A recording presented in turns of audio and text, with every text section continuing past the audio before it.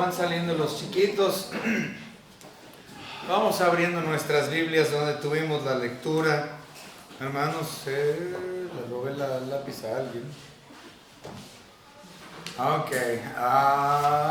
Nos encontramos, hermanos, en Marcos capítulo 5 y versículo 21. Ahí nos quedamos desde la semana pasada. Recuerden que esta serie, no sé cuánto tenemos tiempo en Marcos, pero me parece ya una eternidad, pero seguimos adelante hasta que terminemos el libro. Ahorita ya toca como tal Marcos 5, 21 al final, y como ustedes pueden ver, esta sección habla de dos eventos que sucedieron en la vida de nuestro Señor Jesucristo, dos milagros que Él llevó a cabo. Estos son la resurrección de la hija de Jairo y la sanación de la mujer con flujo. Entonces tenemos estos dos eventos y vamos a hacer el intento de ver ambos hoy. La razón es porque ambos sucedieron al mismo tiempo. Bueno, uno después del otro, pero dentro de la misma hora y media, 2 horas. Realmente fue un tiempo corto entre un evento y otro. Entonces es importante que los veamos los dos, porque hay contrastes muy interesantes entre el evento con Jairo, la hija de Jairo, y el evento con la mujer de flujo. Entonces tenemos contrastes muy interesantes entre ambos eventos, que la mayoría de las personas ni lo ven. Ven a Jairo como un evento y ven un evento completamente distinto, el evento de la mujer de flujo. Pero nosotros no lo vamos a tomar como dos eventos, lo vamos a tomar como uno solo, porque realmente se complementan y se contrastan a la misma vez, ambos eventos, tanto la resurrección de la hija de Jairo como la mujer de flujo. Entonces tenemos que verlo completito. Vamos a empezar entonces, hermanos, con recordarnos qué fue lo que vimos la semana pasada. La semana pasada estuvimos estudiando, de hecho tenemos 15 días realmente ya estudiando acerca de la sanación y salvación de uno de los endemoniados gadarenos. Sí, esto fue lo último que vimos. Tenemos 15 días viendo esto y terminamos en el versículo 20 del capítulo 5 la semana pasada, donde nosotros podemos observar que nuestro Señor Jesucristo se sube a la barca y recuerden que había otras barcas, no solamente era la barca de Cristo Jesús, era la barca de Cristo y otras barcas que lo habían seguido hasta el otro lado de la orilla del mar de Tiberias, y se encontraron ahí los gadarenos, sucedió todo lo que sucedió, y en el versículo 19-20, ellos se vuelven a subir a los barcos para cruzar hacia el otro lado y regresar a Capernaum. Entonces esto fue lo último que vimos. Recuerden que, desde aquí hay un contraste grandísimo. Vamos a empezar con una oración y les muestro el primer contraste, que es muy bonito, para mí muy interesante. Vamos a orar. Señor Padre, gracias le damos porque usted nos ha permitido estudiar su bendita palabra. Gracias, Señor, porque su Espíritu Santo es quien nos ilumina, quien nos muestra, quien nos enseña, quien nos guía por medio de ella, Señor, y nos muestra su voluntad. Gracias, Señor, por la salvación que usted nos ha dado gratuitamente por la obra redentora de su Hijo Jesucristo. Gracias, Señor, porque entendemos que la salvación no es por obras, porque nosotros no hay justicia propia, sino que toda justicia es por medio de su Hijo Jesucristo, y en su justicia es que somos salvos. Gracias, Señor Padre, por todo lo que nos ha dado, por su Hijo Jesucristo, quien murió en la cruz por nuestros pecados y traernos la salvación, en el nombre de su Hijo Jesucristo, nuestro Señor y Dios. Amén. Amén. Muy bien, vamos entonces a comenzar. Mateo capítulo 5 y versículo 21, dice la palabra de nuestro Señor Dios: pasando otra vez Jesús en una barca a la otra orilla, se reunió alrededor de él una gran multitud y él estaba junto al mar. Ok, el primer contraste es este. Vemos que cuando él regresa otra vez a Capernaum, dice que había una gran multitud ya esperándole. La multitud estaba realmente gozosa. Ya viene Jesús, va a venir a hacer otros milagros, y lo estaban esperando ahí, donde llegaban las embarcaciones.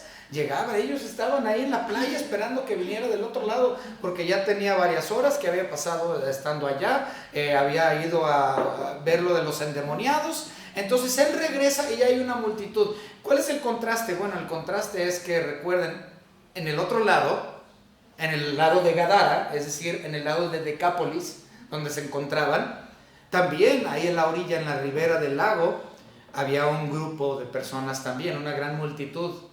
Pero esta gran multitud no estaba ahí para saludarlo, esta gran multitud estaba ahí para despedirlo. ¿Sí? La gente del lado de Decápolis no querían a Cristo ahí. Si ustedes recuerdan, lo vimos la semana pasada. Cristo Jesús, en vez de ayudarlos, la gente en Gadara, los perjudicó. Los perjudicó grandemente. Más de 2,000 cerdos fueron sacrificados, muertos, a causa de lo que Cristo Jesús había hecho. Entonces los dueños de estos cerdos, estos más de 2,000 cerdos, obviamente no querían la presencia de Cristo. Y toda la gente de la ciudad de Gadara había llegado y dijeron: vete, te pedimos que te vayas de entre nosotros, lárgate. No lo querían ahí en Gadara a Cristo. Es más, vamos a leerlo, aunque ya lo habíamos visto, pero vamos a leerlo. Marcos capítulo 5, versículos 16 y 17. Dice: y les contaron todo lo que había visto, como le había acontecido al que había tenido el demonio y los de los cerdos. Y comenzaron a rogarle que se fuera de sus contornos. Entonces no querían a Jesucristo ahí, esta gran multitud, lo estaban despidiendo, lo estaban largando. Dijeron: no, en vez de bendecirnos a nuestras costas, vienes a traernos maldición. Mataste perdimos 2,000 cerdos. Estamos hablando, y habíamos hecho la conversión, y habíamos dicho que hoy en día el promedio del cerdo es 4,500 pesos por un cerdo. Si fueron 2,000, es decir, 9 millones de pesos actuales perdieron las personas de Gadara a manos de Cristo Jesús. Si estamos hablando en moneda nacional actual, 9 millones de pesos. Entonces Cristo no fue allá a ayudarlos, Cristo fue allá para perjudicarlos. O por lo menos ellos así lo entendían y lo corrieron. Entonces Cristo Jesús sale entonces de Gadara o de Decápolis, como vemos en el versículo 20, que se encontraban en Decápolis, y se fue y comenzó a publicar en Decápolis, cuán grandes cosas. Entonces cruza del lado sur oriente del mar de Tiberias o el mar de Galilea, lago de Galilea. Es lo mismo, me confundí yo solo. Y cruzan en los barcos y llegan al lado norponiente del lago. Entonces cruzaron, los pone ahora en Capernaum.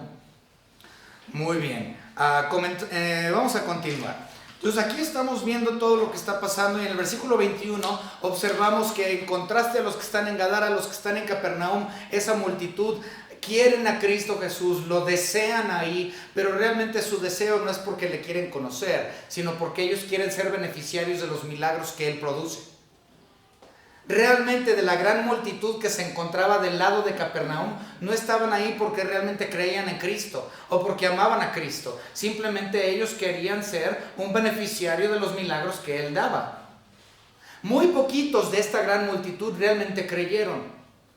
¿Y cómo sabemos? Bueno, pues fácil. Para cuando Cristo murió, fue sepultado y resucitó, dice que tan solo había 120 que le seguían. 120 a Cristo Jesús. Entonces, de esta gran multitud, estos estaban nada más obsesionados por lo que Cristo Jesús llevaba a cabo, pero realmente no creían en Él, aunque algunos sí. Y vamos a ver estos que creían en Él. Cuando Cristo Jesús llega a las orillas del lago de Capernaum, dentro de esta multitud había 2 personas que estaban ahí esperando su regreso: Jairo y la mujer del flujo. ¿Okay? Ellos estaban ahí en la ribera esperando que Cristo Jesús regresara. Pero a diferencia de la gran mayoría de las personas que estaban ahí a la orilla, estos 2, Jairo y la mujer, realmente creían en Cristo. Ellos, su fe era genuina, su fe era verdadera, su fe era real. Y estaban esperando que Cristo Jesús llegara. Ahora, su nivel de fe era poca. No tenían gran fe. Era débil. En el caso de Jairo, él tenía una fe con temor. Tenía fe con temor. ¿Por qué? Bueno, dice el versículo, vamos a leerlo. Dice el versículo 22. Y vino uno de los principales de la sinagoga llamado Jairo, y luego que le vio se postró a sus pies. Ok, vamos a empezar con Jairo. Ahora, no vamos a continuar con Jairo inmediatamente porque sí vamos a hacer una transición y nos vamos a ir a ver a la mujer de flujo. Pero como menciona Jairo primero, puesto que él fue el primero en llegar con Cristo, vamos a hablar de él un poco. Ok, dice que Jairo era un principal de la sinagoga. Las sinagogas como tal, tenemos que entender que no eran controlados o administrados por sacerdotes. Las sinagogas de los judíos eran organizados o administrados por personas laicas, es decir, personas sin estudios formales dentro de la palabra de Dios. Ahora, estas personas, por lo general, que estaban encargados de las sinagogas o los principales de las sinagogas, eran personas pudientes, eran personas de dinero. La mayoría de ellos incluso eran fariseos. ¿Okay? Ahora, teniendo eso en mente, ¿cuáles eran las ocupaciones de estos hombres laicos, organizadores? Pues ellos obviamente se encargaban del servicio como tal, se encargaban de la organización del servicio, del culto. Ellos también se encargaban de las lecturas del Torá y apuntaban también a personas para que ellos leyeran el Torá dentro de lo que era el servicio en la sinagoga. Y también los principales de la sinagoga no solamente administraban y no solamente lideraban en la lectura del Torá, sino que también ellos tenían que darle mantenimiento al inmueble. Tenían que darle mantenimiento al inmueble. Entonces, no cualquier persona podía ser un principal dentro de una sinagoga. Por lo tanto, entendemos fácilmente, simplemente por las ocupaciones de estas principales, que Jairo no era una persona pobre. Él tenía que encargarse de la manutención del inmueble. Estos eran los ancianos, podríamos llamarlos así, dentro de las sinagogas, encargados o administradores. Entonces, Jairo era uno de estos. Ahora, yo les dije que Jairo, que la mayoría de los principales de las sinagogas son como tal fariseos. Y recordemos que el enemigo número uno de nuestro Señor Jesucristo, cuando Él caminó en este mundo, eran los fariseos. Entonces, este hombre, el principal, Jairo, él iba a perder grandes cosas. Iba a perder su reputación ante sus colegas fariseos que odiaban a Cristo Jesús. Él iba a perder su posición como principal dentro de la sinagoga. Él iba a ser el ridículo, el hombre ridiculizado ante todos los otros. ¿Por qué? Porque confió en Cristo Jesús. Él iba a perder mucho en confiar en Cristo, pero su hija estaba a punto de morir. Su hija estaba a punto de morir y él acudió a los pies de Cristo Jesús.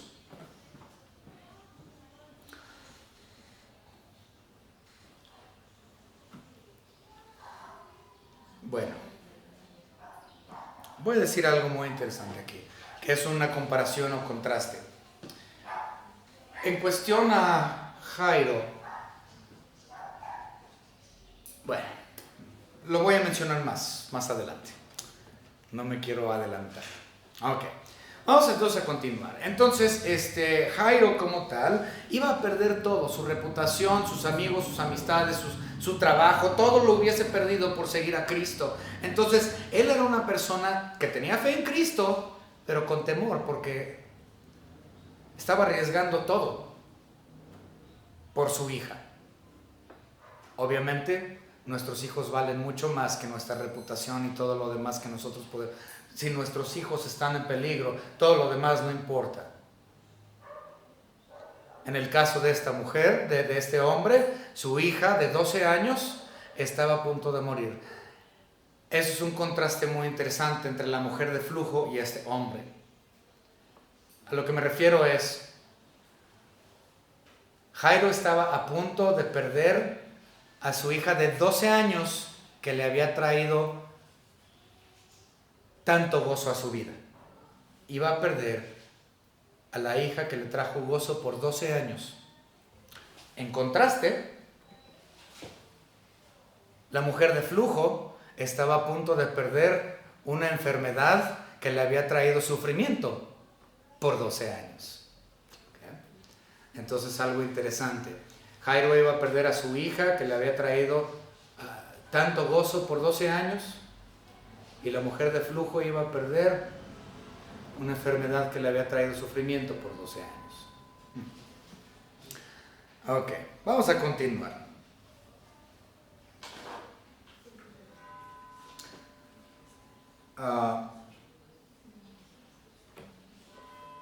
Muy bien.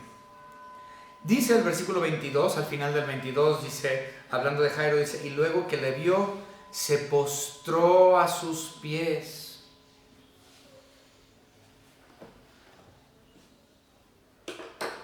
Seguramente Jairo había gastado dinero en médicos. La Biblia no nos dice. Pero si tú tienes medios económicos y tu hijo está enfermo, ¿qué es lo primero que haces? Pues vas y vas a gastar todo lo que tienes para la curación de tu hijo. Especialmente si es de vida o muerte, como en el caso de la hija de Jairo. Vas a gastar. Lo más seguro es que él gastó y nadie pudo darle un remedio a esta jovencita. Y vamos a adelantarnos al versículo 27, y vamos a ver el versículo 27, 5:27. Hablando de la mujer de flujo. Caray, ¿dónde está? Que dice que se había gastado todo. 26. Ok. La mujer de flujo dice, y había sufrido mucho de muchos médicos y gastado todo lo que tenía y nadie había aprovechado, antes le iba peor. Entonces esta mujer tenía básicamente menstruación, estaba menstruando por 12 años, no dejaba de sangrar. Sangrado constante. Imagínense nada más eso. Una menstruación de 12 años de largo.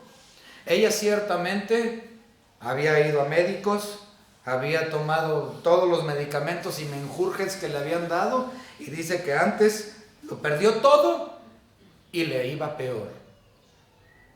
Esta mujer había gastado todo lo que tenía. Seguramente Jairo había hecho lo mismo en cuestión a su hija.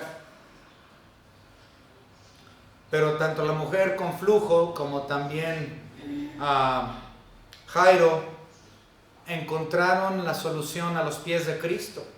Vemos aquí en el versículo 22 que él se postró a los pies de Cristo. Y si nos vamos al versículo 33, vemos que la mujer también se postró a los pies de Cristo. De la misma manera en que Jairo creyó, y su fe, aunque fe temerosa, porque lo iba a perder todo, pero creyó. La mujer también tenía fe, era una fe débil de ella, pero creyó. Como Nicodemo, recuerden, Nicodemo también era un fariseo en Juan capítulo 3, y él también tenía fe en Cristo, pero era una fe a escondidas, una fe con temor, igual que Jairo. Eran fariseos y tenían temor a perder absolutamente todo, su posición, sus amigos, su estatus social, socioeconómico, y de todo lo iban a perder. Si confiaban en Cristo, entonces tenían fe, pero con fe con temor. Aún así Dios respondió. Y tenemos a la mujer. Ella tenía fe débil y Dios también le respondió a ella. Dios actúa. Cristo Jesús actúa a la fe. Todos tenemos diferentes medidas de fe. Él tenía fe con temor, verdadera fe, pero con temor. Y Dios le ayudó. Reaccionó ante la necesidad de Jairo. En el caso de la mujer con flujo, también ella tenía fe débil, una fe algo inclusive supersticioso, llamémoslo. Una fe supersticiosa. Pero de todos modos Dios también a ella le ayudó. En contraste, Jairo era una persona de dinero, mientras que la mujer era una mujer pobre sin absolutamente nada y todo lo había perdido. Lo poco que tenía ya se lo había gastado en médicos. Uno rico y de posición y una pobre con absolutamente nada. Uno importante y la otra una doña nadie. Pero ¿saben qué? Dios no hace acepción de personas. no importa el estatus social, no importa la economía, no importa si eres importante, no importa si no tienes importancia. Si acudes con fe a los pies de Cristo Jesús, Él reacciona. Si tú pones tu fe en Él, no importa si es una fe pequeña o débil, o una fe con temor, como en el caso de Nicodemo, en el caso de Jairo. No importa cuál sea tu nivel de fe, si tú pones tu fe en la persona de Cristo Jesús y únicamente en la persona de Cristo Jesús, Él reacciona. El hecho de que ambos, tanto la mujer como Jairo, se postraron a los pies de nuestro Señor Jesucristo, está implícito que el Espíritu Santo estaba labrando esos corazones, estaba tocando esos corazones y puso en ellos el entendimiento y la iluminación de aquel quien es verdadero y fiel, es decir, Cristo Jesús. Podemos entonces ver con el acto de que ellos se postraron a los pies de Cristo, tanto él como ella, podemos ver el trabajo del Espíritu Santo en ellos. Ellos fueron iluminados con la verdad de Cristo y creyeron en Él, aunque con diferentes medidas de fe, pero nuestro Señor Jesucristo, sin acepción de personas, reaccionó a esa fe que el Espíritu Santo había puesto en el corazón de estos dos individuos.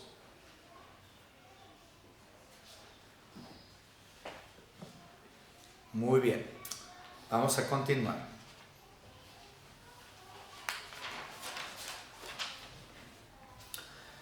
Versículo 23 y 24 dice la palabra: y le rogaba mucho diciendo, mi hija está agonizando, ven y pon las manos sobre ella para que sea salva y vivirá. Fue pues con él y le seguía una gran multitud y le apretaban. Versículo 25, pero a una mujer que desde hace 12 años padecía de flujo de sangre, etc. Ok, entonces imagínense nada más. Cristo Jesús llega a la ribera ahí de Capernaum, está la multitud, entre la multitud están los dos, Jairo y la mujer, y cuando llega Cristo, Jairo es el primero y llega y le dice, maestro, por favor, mi hija se está muriendo, ven, y Cristo Jesús dice, ok, pues yo te acompaño, y Cristo Jesús empieza a caminar, y la mujer quiere hablar con él, pero es tímida y supersticiosa, y como que quiere y no quiere. Entonces Cristo Jesús dice, bueno, pues vamos a tu casa, Jairo, y empiezan a caminar y está la multitud así, todos tocándolo, todos apretándolo como si fuera un 15 de septiembre en el grito. Y viene Cristo Jesús todo apretado ahí y andan caminando hacia la casa de Jairo. Y imagínense la desesperación de Jairo. Él quiere llegar a su casa porque su hija se está muriendo. Él no le importa la multitud. A él no le importa nada de lo que está pasando ahí. Jairo quiere que su hija esté bien y no puede caminar. Imagínense la desesperación de este hombre. Él quiere la sanación de su hija que está a minutos de perder la vida y no puede llegar a ella. Y de repente llega otra mujer, la mujer de flujo, y va y le toca su manto. Imagínense Jairo así de que, ¡ay! ¿Y ahora esta? No, hombre, yo creo que ha de haber estado bien desesperado en llegar a la casa y se la atraviesa esta mujer. Yo creo que Jairo estaba desesperadísimo. Un obstáculo más. Una mujer con sus problemas físicos ha interrumpido la sanación de su hija. Muy bien. Una cosa interesante. Como ya mencioné, esta mujer sufría de una cuestión de flujo, o es decir, no le terminaba de bajar. ¿Sí? Una menstruación de 12 años. Esa mujer lo había perdido todo. Ya hablamos que ella había perdido su economía, perdió su dinero, todo en doctores para poder que le ayudaran a sanarla. Todo lo perdió. Pero no solamente perdió ella su economía, sino que tenemos que entender que ella había perdido absolutamente todo. No solamente su dinero. Ella perdió su casa.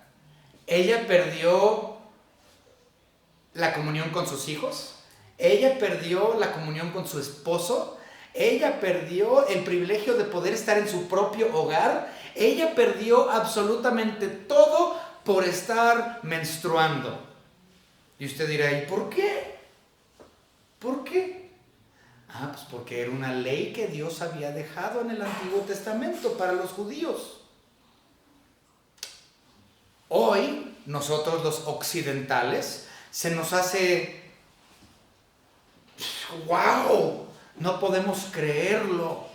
Porque nuestra sociedad hoy, cuando nuestras esposas o nuestras hijas o lo que sea, están en ese tiempo del mes, pues yo no la corro de la casa. Yo quisiera correrla cuando se pone bien Transformer, ¿sí? Pero yo no la corro de la casa, ¿sí? Y mis hijas también, mejor me voy ahí a una esquina, pero no las corro de la casa. Pero Dios les dijo a los judíos algo totalmente diferente. Vamos rápidamente a Levítico. Vamos a observar. Levítico capítulo 15. Vamos a leer lo que Dios les dijo. Levítico capítulo 15, versículo 19 en adelante. Vamos a leer. Pongan mucha atención. Ley de Dios para los judíos y para sus mujeres judías. Vamos a ver el Levítico capítulo 15, versículo 19. Vamos a leerlo. Dice: cuando la mujer tuviere flujo de sangre y su flujo fuere en su cuerpo, 7 días estará apartada. En otras palabras, una vez al mes, el hombre tenía paz y tranquilidad en casa por 7 días. ¿Por qué? Porque a la mujer la apartaban. De hecho, la mujer no vivía dentro de su propia casa cuando le bajaba la regla. En Jerusalén tenían chocitas, como cabañitas, afuera de la ciudad. Y cuando las mujeres tenían su periodo, ellas tenían que abandonar su casa, salir de la ciudad y meterse en una de esas cabañitas por una semana. Muchos hombres dirían: ¿se puede hacer eso hoy? Pero no, otros tiempos, ¿sí? Otra manera de ver las cosas. Entonces vamos a continuar leyendo qué más pasaba con una mujer menstruante en su periodo. Vamos a verlo. Versículo 19: cuando la mujer tuviera flujo de sangre y su flujo fuera en su cuerpo, 7 días estará apartada. Y cualquiera que la tocare será inmundo hasta la noche. Es decir, que ella no podía tener contacto con absolutamente nadie. Es decir, que esta mujer no había tenido contacto físico con las personas por 12 años. Su marido no la había tocado, sus hijos no la habían tocado, nadie podía tocarla porque ella era ante los ojos de Dios y de la cultura y la ley hebraica. Si la tocabas eras inmundo. Entonces ella no tenía casa, porque tenía 12 años viviendo en una de esas cabañitas. Ella no había tenido contacto físico con absolutamente nadie, porque nadie podía tocarla. Y dice: todo aquello sobre lo que ella se acostare mientras estuviera separada será inmundo. También todo aquello sobre lo que se sentare será inmundo. En otras palabras, si una mujer que estaba en su periodo se sentaba en una silla, esa silla era considerada entonces inmunda. Si ella comía de un plato, ese plato era considerado inmundo. Ella entonces no podía hacer 12 años de esto había sufrido esta mujer. Quiero que entiendan la gravedad del asunto. Nosotros hoy día decimos: pues que se ponga un cótex y ya se acabó el problema. No era así de simple en aquellos tiempos. ¿Okay? Seguimos leyendo. Y cualquiera que tocare su cama lavará sus vestidos, y después de lavarse con agua como inmundo hasta la noche. También cualquiera que tocare cualquier mueble sobre el que ella se hubiera sentado lavará su vestido, se lavará luego a sí mismo con agua y será inmundo hasta la noche. Y los que estuviere sobre la cama o sobre la silla, etc. Entonces se vuelve bien exacto todo lo que pasaba con una mujer cuando ella estaba en sus días. Esta mujer, 12 años de eso. Quiero que comprendan, 12 años de eso. Apartada completamente, segregada de la población.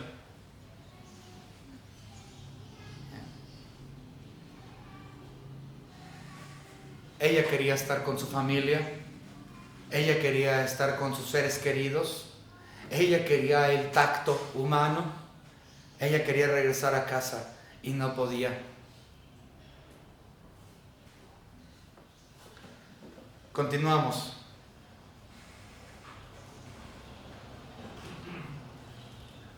Sin embargo, ella estaba convencida, porque el Espíritu Santo había trabajado en ella también, convencida del poder de Jesús. Y a estrujones y empujones, porque había una multitud, a ella no le importaba, en ese momento a ella no le importó tocar la gente. Todos los que ella estaba tocando se estaban haciendo inmundos, porque ella los estaba tocando para llegar a Cristo Jesús. Pero a ella no le importó la ley en ese momento. Ella dijo, yo creo en Cristo y yo voy. Y era medio supersticiosa. Ella había oído, ella había escuchado, dice el versículo 27, Marcos 5, 27. Ella había escuchado de este Cristo, no lo había conocido, pero vamos a ver, 5, 27 dice, cuando oyó hablar de Jesús, vino por detrás entre la multitud y tocó su mano. Ella ya había escuchado que Cristo Jesús sanaba, ella ya había escuchado de todos los milagros de Él, y ella se había convencido por medio del Espíritu Santo que si ella tan solo lo tocara, ella iba a ser sana. Ok, vamos a ver también Marcos 3.10. En Marcos 3.10 vemos esto mismo, antes de la mujer con flujo. 3.10 dice, porque había sanado a muchos, de manera que por tocarle, cuantos tenían plagas caían sobre él. Entonces ella sabía que tan solo con tocarlo, ella estaba convencida que él tenía la autoridad y el poder para sanarla. También lo podemos ver en Marcos capítulo 6 y versículo 56, exactamente lo mismo. Y ella sabía esto. 56 dice, y donde quiera que entraba en aldeas, ciudades o campos, ponían en las calles a los que estaban enfermos y le rogaban que les dejase tocar siquiera el borde de su manto, y todos los que le tocaban quedaban sanos. Era lo único que se requería. Si tú creías que Él es quien decía ser y estabas convencido, creías con fe que Él es Dios manifestado en carne, iban y le tocaban y eran sanos. Entonces ella tenía una fe débil, algo supersticiosa, pero tenía fe en la persona de Cristo.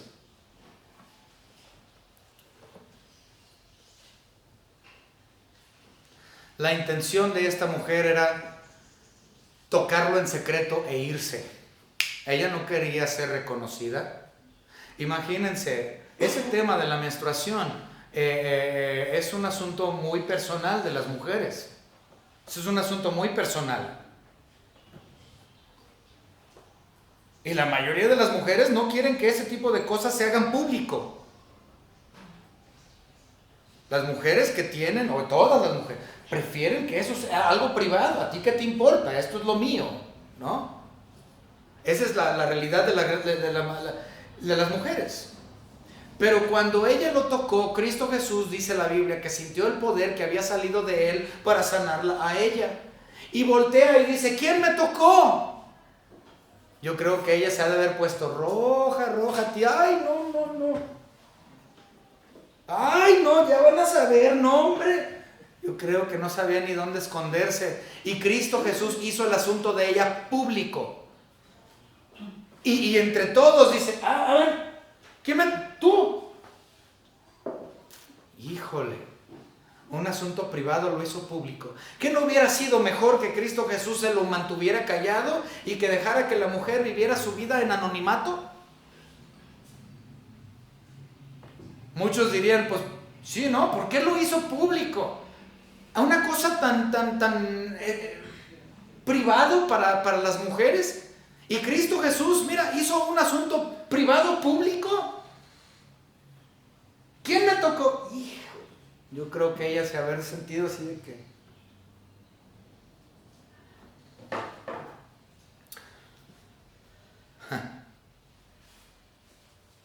Bueno, en primer lugar, considero que Él la tocó para su propio beneficio de ella. Es decir, Cristo Jesús no solamente quería ser su sanador, sino que Cristo quería ser su salvador.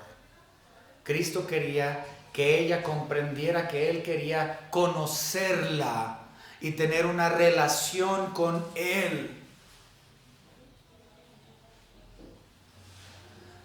Cuando nosotros buscamos a Cristo con fe, con verdadera fe, y creemos en su persona y en su obra, no podemos quedarnos en anonimato. ¿Saben por qué no podemos quedarnos en anonimato? Porque ahora soy su hijo. Y un hijo no puede separarse de su padre nunca. Y un padre nunca puede deshacerse de su hijo. Un padre siempre va a ser padre y va a tener una relación con sus hijos. No puede mantenerse en anonimato la relación entre un padre y un hijo. Él quería hacer notorio que ella le pertenecía a él. ¿Y cómo sabemos eso? Bueno, porque más adelante, si nosotros observamos, ya me perdí, ¿dónde venía? Ok. Si nosotros observamos y leemos el versículo 34, dice, y él le dijo, hija, tu fe te ha hecho salva, ve en paz y queda sana de tu azote. La reconoció públicamente como suya, como su hija. Ya no era una simple persona anónima, sino que ahora la está reconociendo ante todos, no solamente como una criatura, sino su hija. Él no solamente quería ser su sanador, él quería ser su salvador y deseaba tener una relación y que todos los que estuvieron alrededor comprendieran que ella era hija, no solamente una mujer anónima. Para ella, y como para la mayoría de las mujeres, les hubiera preferido que él se callara y que la mantuviera en anonimato. Pero él no pudo hacer eso porque no la podía negar, tenía que reconocerla públicamente como suya.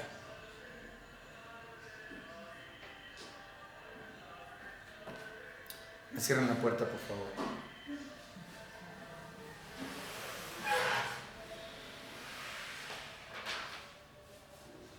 No sé qué están cri-cri o qué es eso. Ok, muy bien, 5:35.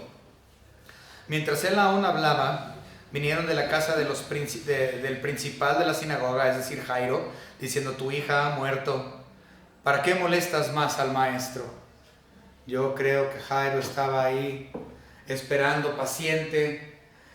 Vámonos, porque mi hija se está muriendo, vámonos, olvídate de esta mujer, vámonos. Yo creo que así de haberse estado sintiendo adentro. Y luego llegan gente de su casa y le dice, Jairo, mira, ya no lo molestes, ya tu hija ya murió. Considero que Cristo hizo público a la mujer, no solamente por ella, sino que también hizo público a la mujer por cuestión y beneficio del mismo Jairo. ¿Por qué? Porque Jairo de esta manera acababa de presenciar un mismo milagro. Un milagro grande que ningún médico pudo haber hecho. Entonces el hecho de que él hizo público el asunto de la mujer, pudo voltear a ver a Jairo y esto le reforzó el hecho de la autoridad de nuestro Señor Jesucristo. Y eso nos lleva a Jairo y lo que Cristo le dijo. Observen lo que Cristo le dijo.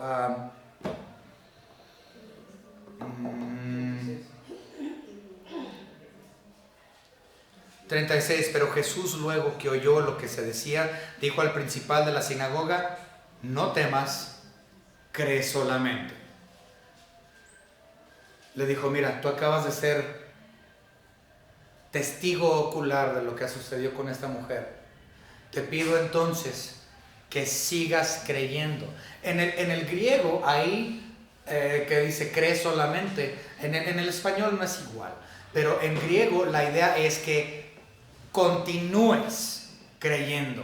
Así como creíste cuando me bajé de la lanchita y llegué a la ribera, esa fe que tuviste cuando yo llegué, continúa creyendo igual. ¿Por qué? Porque tú acabas de ser testigo ocular de lo que pasó con esta mujer. Entiende entonces que yo tengo autoridad. Sigue creyendo, continúa creyendo. Solo porque te acaban de decir que tu hija está muerta, eso no implica que tu fe debe de menguar. Entonces tuvo palabras de fe para con este hombre. Obviamente cuando llegan a la casa, había un montón de personas ya llorando porque ellos ya la habían declarado muerta. Estaba muerta la joven, la muchachita de 12 años, y ya la habían declarado muerta. Y para cuando ya habían llegado, ya había... Bueno, vamos a leer el versículo. Dice, y no permitió que le siguiese nadie. ¿Dónde está? Que había llorones. Del 38, y vino a casa del principal de la sinagoga y vio el alboroto y a los que lloraban y lamentaban mucho. Esos llorones son importantes porque eran llorones de paga. Eran personas que o sea, muy chistoso. En el Medio Oriente se les pagaba a llorones profesionales. ¿Okay? Tienen su nombre, no recuerdo cómo se llaman. ¿Cómo? Plañideros. Ahí está, plañideros. Entonces los plañideros eran pagados, ¿qué?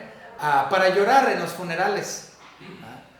No estaban ni siquiera asociados con la familia, no eran personas de sangre, no tenían asociación ninguna. Literalmente eran personas que se contrataban para ir a llorar a tu funeral. ¿Qué? Plañideras. Entonces cuando llega nuestro Señor Jesucristo a la casa de Jairo, ya están estas lloronas o las plañideras profesionales llorando. Ok, Jairo dándoles un billete por llorar. No sé cuánto les daba, un dracma por cada lágrima, o no sé cómo se les pagaba. Pero las plañideras era una cosa muy cultural en esa zona. Entonces ellas estaban ya llorando cuando llega Jesucristo y básicamente les dice, primero le da a Jairo una palabra. ¿Qué fue lo último? Una palabra de fe. Sigue creyendo. Pero ahora él da una palabra que trae esperanza. ¿Qué dice? Primero le dice, continúa teniendo fe. Y luego le dice, versículo 39, y entrando les dijo, ¿por qué alborotáis y lloráis? La niña no está muerta, sino duerme. Entonces, palabras de esperanza por parte de nuestro Señor. Primero le da palabras de aliento, palabras de fe, continúa. Y ahora le da palabras de esperanza, ella no está muerta, está dormida. Implicando que era temporal. ¿Okay? No es decir que Cristo Jesús estaba diciendo una mentira. Porque muchos dirán, Cristo mintió. Porque Él dijo que estaba dormida. Entonces Cristo es mentiroso. ¿Okay? No está mintiendo nuestro Señor Jesucristo. Es el uso de la palabra. Y el uso de la palabra implica temporalidad. ¿Okay? Es decir, y ellos comprendieron eso, por eso se burlaron de él. Dice aquí, y más bien en Lucas capítulo 9, es más explícito, no lo vamos a ver por cuestión del tiempo, pero está más explícito que se burlaron de nuestro Señor Jesucristo porque ellos comprendieron lo que él estaba insinuando. Es decir, que las personas comprendieron que él estaba diciendo, está temporalmente ida, pero yo la voy a regresar. Estaba implícito para ellos que él estaba hablando de la resurrección y por lo tanto se burlaron abiertamente de nuestro Señor Jesucristo y de lo que él había dicho. Por lo tanto, nuestro Señor Jesucristo dice, pues, adiós. Y largó a todos y se quedó nada más con su círculo íntimo. Su círculo íntimo son Juan, Jacobo y Pedro. ¿Okay? Algunas veces incorporan también a Andrés como un cuarto dentro del círculo íntimo. Y nosotros podemos ver al círculo íntimo de Jesucristo en lugares y en tiempos muy específicos, como también lo podemos ver en Mateo capítulo 17, en la transfiguración. Cuando subieron al monte de la transfiguración, únicamente subió al monte de la transfiguración el círculo íntimo de nuestro Señor Jesucristo. Y los otros, por lo general, se quedaban con la muchedumbre, con la gente, con la multitud, y estaban sirviendo a las masas, mientras que Cristo y su círculo íntimo siempre estaban apartados. Entonces esto pasaba una y otra vez. Es muy frecuente en el Nuevo Testamento el círculo íntimo de Cristo, que normalmente constaba de Juan, Jacobo y Pedro, ocasionalmente también Andrés. Ok, entonces, eso ya lo hablamos. Eso viene en el versículo 37, versículo 38, los llorones profesionales, versículo 39, ya casi terminamos. Y entrando les dijo: ¿por qué alborotáis y lloráis? La niña no está muerta, sino duerme. Versículo 40, y se burlaban de él, mas él, echando fuera a todos, tomó al padre y a la madre de la niña, los que estaban con él, el círculo íntimo, y entró donde estaba la niña. Y todos, y tomando la mano de la niña, le dijo: Talita Kumi, que traducido es: niña, a ti te digo, levántate. ¿Por qué es interesante esto? Bueno, vamos a pensarlo así. Vamos a regresar a la mujer de flujo. En Levítico capítulo 15, que nosotros leímos ahí, todo el asunto de la mujer de flujo, ¿qué pasaba cuando una mujer o alguien tocaba a una mujer con flujo? Era inmundo, ¿verdad? Pero ella tocó a Cristo. ¿Significa que Cristo era inmundo? No. Cristo sanó su inmundicia de ella y la curó sin afectarse a él mismo. No hubo efecto, porque la muerte y el pecado no tienen efecto sobre la persona de Cristo Jesús. Nada de lo físico tiene efecto sobre la persona de nuestro Señor y Salvador. Él se mantuvo puro a pesar de que él fue tocada por una persona inmunda. No le afectó. Ahora, aquí vemos que Cristo Jesús toma la mano de la muchachita muerta. Es decir, que Cristo Jesús acaba de tocar un cadáver. ¿Y saben qué? Había leyes en cuestión a tocar cadáveres para los judíos. Así como si tú tocabas a una mujer con menstruación, eras considerado inmundo, de igual manera, si tú tocabas a un cadáver, eras igualmente inmundo. Vamos a ver los números. Capítulo 19 y versículos 11 y 12. El que tocare cadáver de cualquier persona será inmundo 7 días.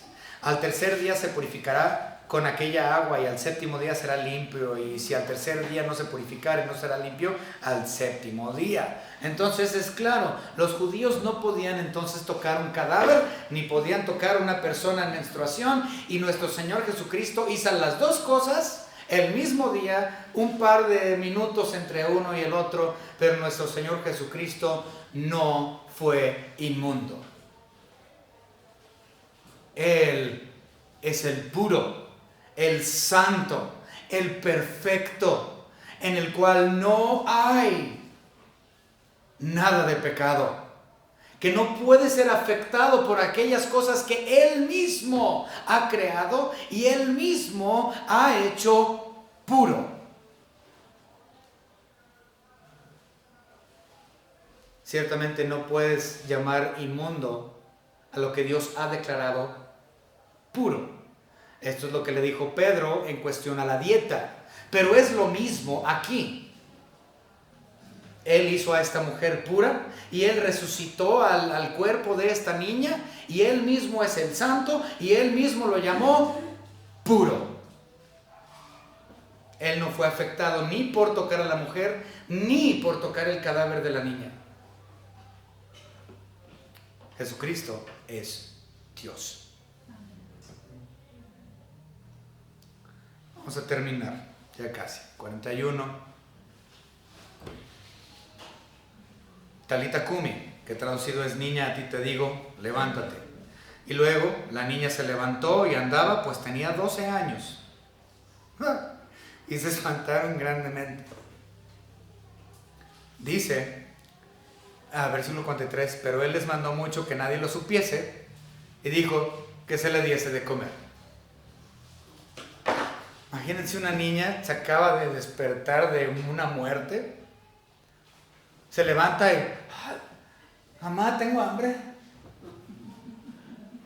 Como si nada hubiese pasado. Tremendo. Yo creo que todos se quedaron así de... O sea, porque no fue resucitada convaleciente. Fue resucitada completamente viva y energética, como si nada hubiese ocurrido. Todos se habían espantado. Tengo hambre. Y él les dijo, vayan y denle de comer. El punto de todo esto es que nuestro Señor Dios sana a quien Él quiere y da salvación a quien Él quiere, sin hacer acepción de personas. No importa tu estatus, si eres rico, como el hombre Jairo, o eres pobre, como la mujer. Y no importa qué tan inmundo seas, no importa si eres inmundo, vil, no importa a qué nivel de perdición estés. Si es la voluntad de Dios sanarte y salvarte, entonces así será. Sin acepción de personas de ninguna forma. Porque no depende de lo que somos, ni de nosotros mismos, sino única y exclusivamente de Él, por Él, para Él, para amor a su bendito nombre. Por eso es que lo lleva a cabo. Y no importa siquiera el nivel, no nada más socioeconómico, sino también el nivel de fe que yo pueda tener. Él tenía un fe con temor. Ella tenía una fe débil y supersticiosa.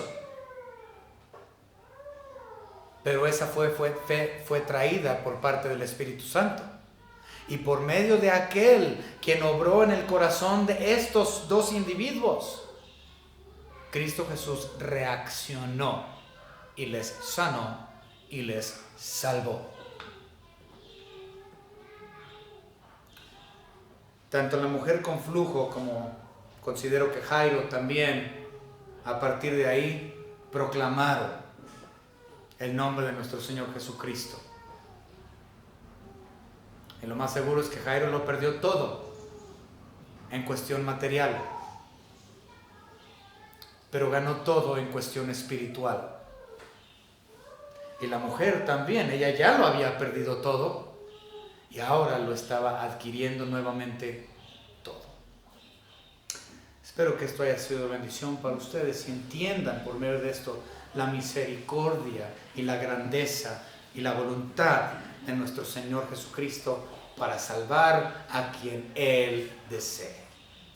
Vamos a orar. Señor Padre, gracias le damos porque usted nos ha traído al conocimiento de su Hijo Jesucristo.